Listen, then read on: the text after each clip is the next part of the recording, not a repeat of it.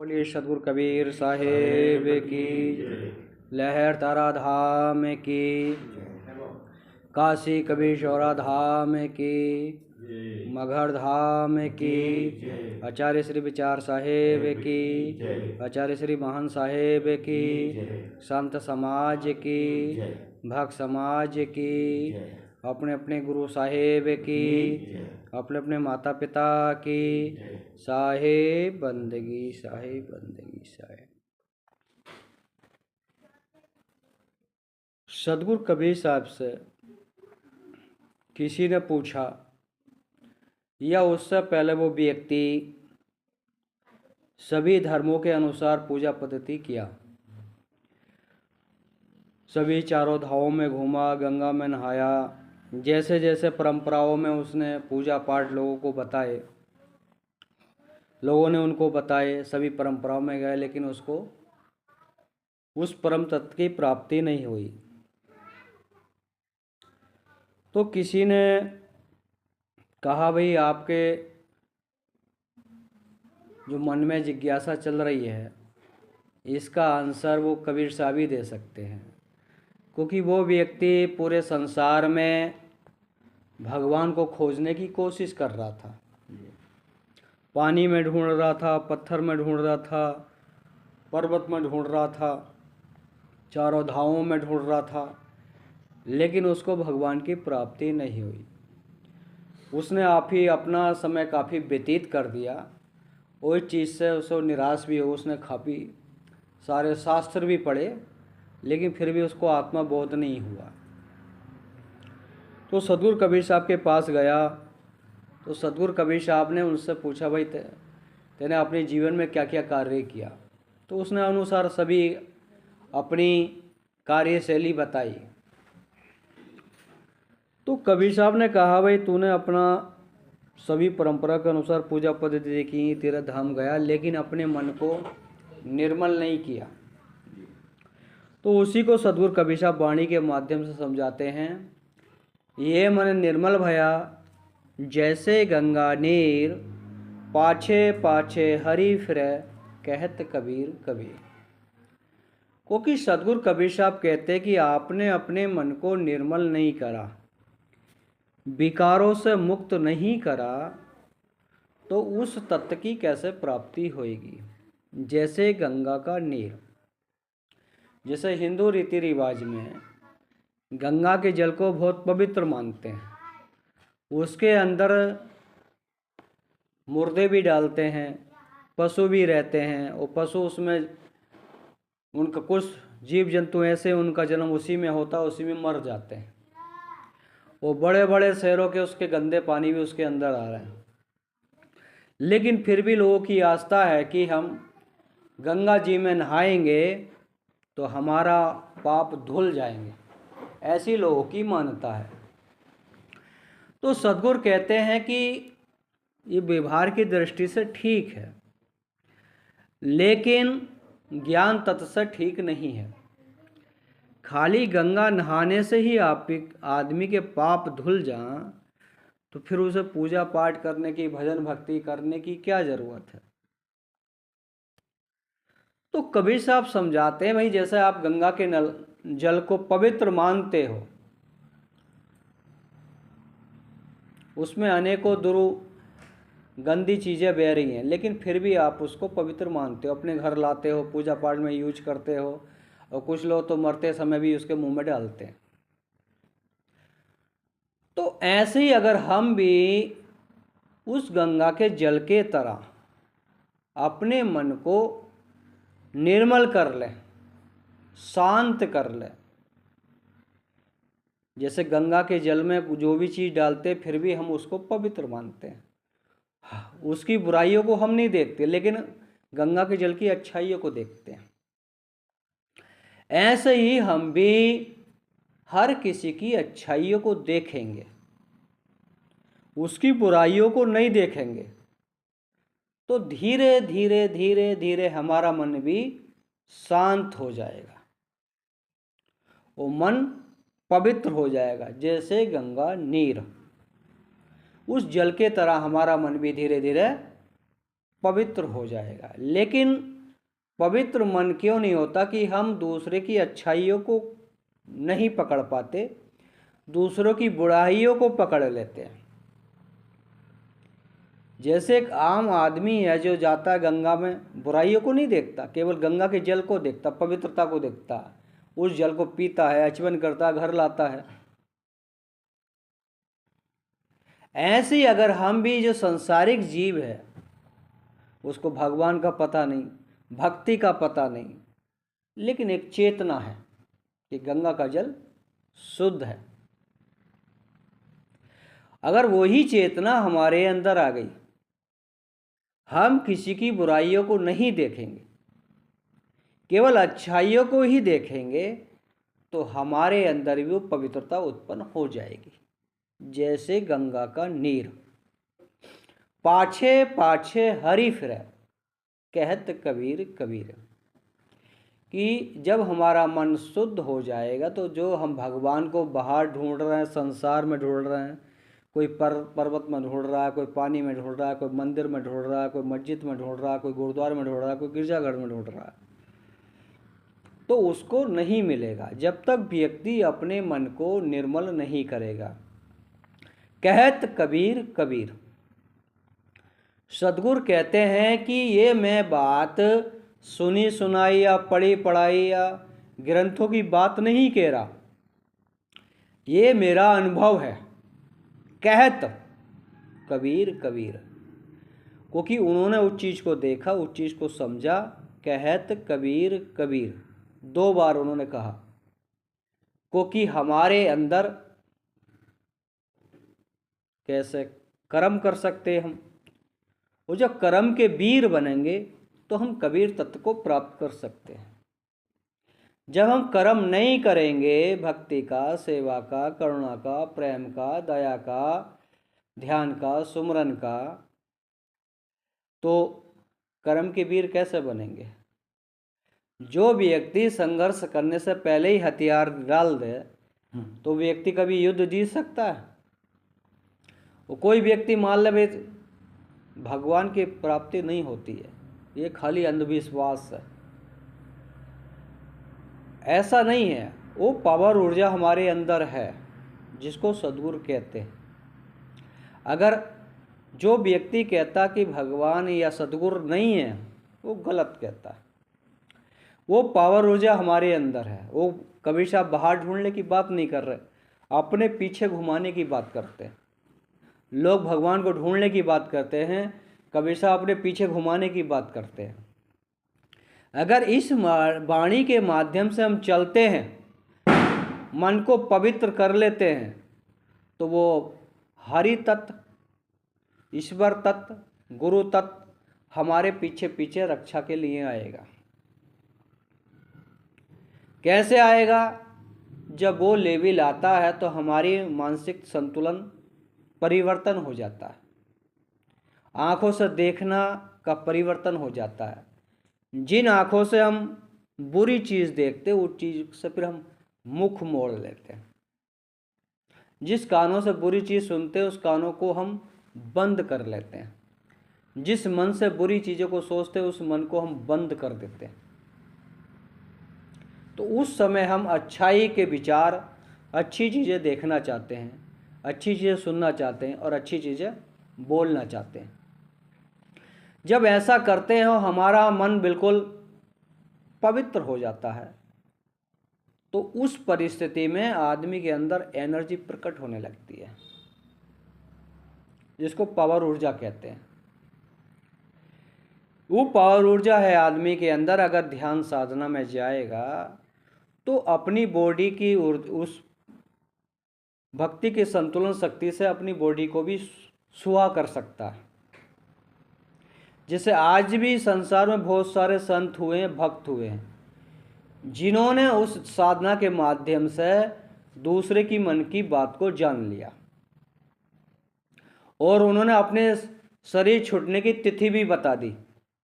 ऐसा होता है। जो व्यक्ति ध्यान साधना में अगर अपना मन निर्मल कर लेगा, जैसे गंगा का नीर, तो वो परिभाषा हमारे अंदर प्रकट हो सकती है। अगर हम उसके अनुसार चलते हैं तो। नहीं चलेंगे तो एनर्जी प्रकट नहीं हो सकती। क्योंकि दूध, सभी लोग दूध अपने घर में दूहते हैं, कैसे कैसे दूध निकाला जाता, कैसे उसमें से मक्खन, कैसे उसमें घी निकाला जाता, सभी लोग जानते हैं। ऐसे ही हमारे अंदर भी वो आत्मा रूपी मक्खन घी छिपा है, लेकिन हमारे अंदर उसको निकालने की कला नहीं है। तो इसलिए हम उस अमृत तत्व से वंचित है, जिसको सदगुरु कबीर साहब कहते हैं, पियोगे तो जुग जुग जियोगे। तो उस अमृत रस को हम पी नहीं रहे, केवल देख रहे हैं, सुन रहे हैं, पढ़ रहे हैं। भाई भक्ति करना चाहिए, सुमरन करना चाहिए, अच्छे कर्म करना चाहिए, तो भगवान की प्राप्ति होगी। सुन रहे हैं और सील और मोबाइल में देख रहे हैं, लेकिन कर नहीं रहे, इसलिए हमारे जीवन में जो परम शांति का आनंद मिलना चाहिए वो नहीं मिल पा रहा। उस परम शांति को प्राप्त करने के लिए हमको अपने मन को निर्मल करना पड़ेगा। एक तो हम रोज नहाते हैं, साबुन लगाते हैं, जल से रोज नहाते, मन शरीर को शुद्ध करते हैं, कपड़ा को शुद्ध करते तो साबुन लगाते हैं, लेकिन मन को शुद्ध नहीं कर रहे। मन शुद्ध नहीं हो रहा तो आत्मा शुद्ध कैसे होगी? आत्मा शुद्ध नहीं हो रही तो परमात्मा का फिर परमात्मा हमारे पीछे पीछे, हरि हमारे पीछे पीछे कैसे घूमेगा? हमने वो कार्य तो किया ही नहीं, तो हमारे पीछे क्यों घूमेगा? आज भी जो भी बच्चे पढ़े लिखे हैं, इंटेलिजेंट हैं, वो पढ़ने लिखने में अच्छे हैं, उनको राष्ट्रपति बुलाकर स्वयं सम्मानित करता है, क्योंकि उनके अंदर वो टैलेंट है। वो लोग लाइन में लगे राष्ट्रपति से मिलने के लिए, राष्ट्रपति नहीं मिलता, लेकिन राष्ट्रपति उनके टैलेंट को बुला रहा है। उनके अंदर वो टैलेंट है, ऊर्जा है, उन्होंने टॉप किया है जिले को किसी भी विभाग में, तो राष्ट्रपति उनको बुलाकर सम्मानित करता है। अगर ऐसे ही हम भी भक्ति में अपने आप को टॉप करेंगे, जैसे गंगा का नीर, जब तो हरि हमारे पीछे पीछे घूमेगा। हम मन को निर्मल नहीं कर रहे, विकारों को नहीं छोड़ रहे, तो भाई हरि हमारे पीछे क्यों घूमेगा? तो हम तो मंदिरों में घूमेंगे, मस्जिद में घूमेंगे, गुरुद्वारे में घूमेंगे, घूम के आ जाएंगे। लेकिन जो सदगुरु कहते हैं, सदगुरु का जो अर्थ है, उस पर हम चलेंगे, मन को शुद्धिकरण करेंगे, तो वो एनर्जी हमारे अंदर प्रकट हो सकती है। इसलिए अपने जीवन में मन के विचारों को खत्म करेंगे, जब ही हमारा मन निर्मल होएगा। जैसे गंगा नीर, उस परिवर्तन में, जैसे हमें कोई गाली दे दे, बुरा भला कह दे, कोई हमारी निंदा कर दे, चुगली कर दे, उसकी बात को सुन के हमारे मन में परिवर्तन नहीं आना चाहिए, हलचल नहीं होनी चाहिए, विकारों की हलचल, उससे बदला लेने की हलचल कि इसने मेरी बुराई क्यों की, क्योंकि मेरे अंदर कुछ बुराई थी, इसने वो बोला। अगर मेरे अंदर से वो बुराई खत्म हो जाएगी, अच्छाई आ जाएगी, कल को वो मेरी अच्छाई बोलेगा। अगर ये हम संतुलन कर लेते अपने मन में कि ये मेरी कुछ बुराई थी इसलिए बुराई कर रहा है, उसकी बातों को ना देख के उसकी अच्छाई को देखेंगे कि भाई मेरे अंदर ही कुछ कमी है, इसलिए इसने मेरी निंदा चुगली की, वो मैं इस चीज़ को छोड़ दूंगा तो फिर कल को मेरी अच्छाई को कोई खुद स्वयं बताएगा। ऐसे ही अगर हम अपने मन को नाप तोल कर लेंगे, वो अपने मन को निर्मल कर लेंगे, जब भी उस परम सत्ता की हमको झलक मिल सकती है, उसका रहस्य हमको जान सकता है। जैसे सदगुरु ने कहा ही है, सब घट मेरे साईं सुनी सहज न कोई, बलिहारी बाघट की जहाँ पर घट हो। लेकिन सदगुरु उसकी बलिहारी कहते हैं जिसके घर में प्रकट है, वो प्रकट वही उसके घट में ही होगा जिसका मन निर्मल है। कोई गाली देख के चला जाता है तो बस वो बैठे बैठे मुस्कुराता रहता है, कोई बात नहीं, ये तो अनजान व्यक्ति है, संसारी व्यक्ति है, ऐसे करके टाल देगा तो हमारे मन में उसकी बातों का असर नहीं आएगा। असर नहीं आएगा तो हमारा मन की पवित्रता भंग नहीं होगी।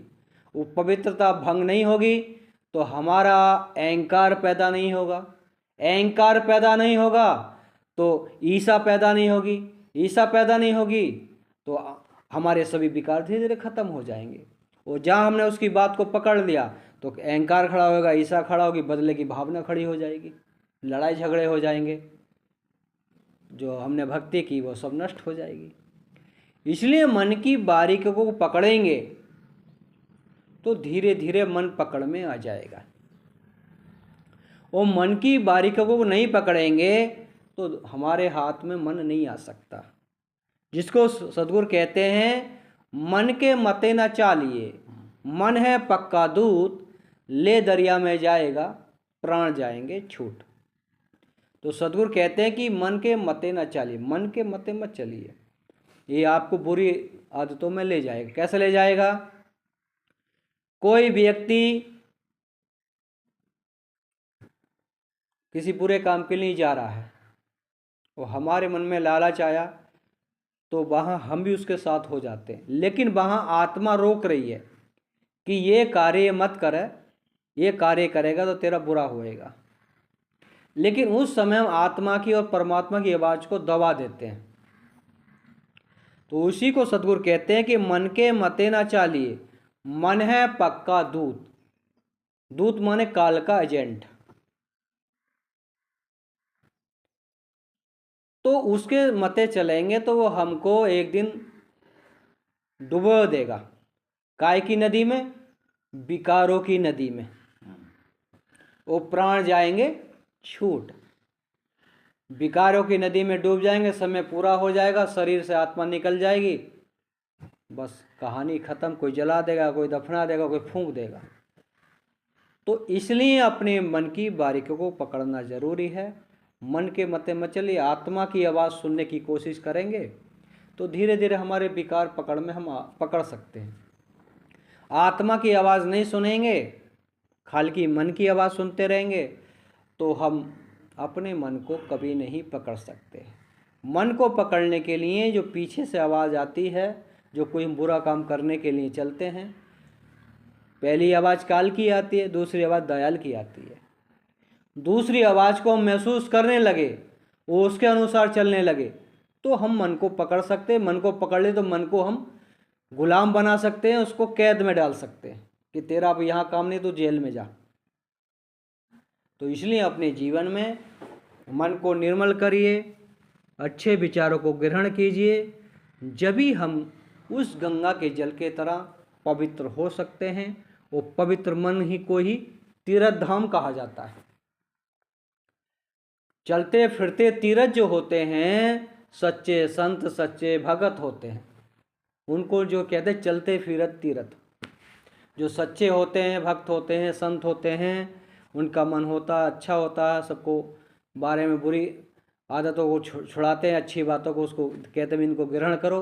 उन्हीं को चलते फिरते तीर्थ कहा जाता है। तो वो चलते फिरते तीर्थ का मतलब वो हरि गुरु रूप में, भक्त रूप में, पिता रूप में, भाई रूप में, बेटा रूप में वो हरि है तुम्हारे घर आ जाएगा।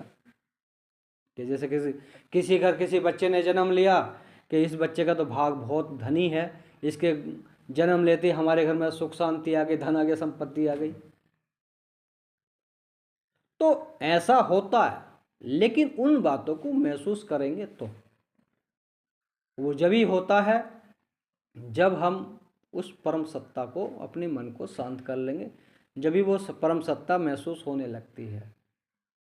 प्रकृति सभी को समान सब कुछ दे रही है, किसी से कोई दुश्मनी नहीं।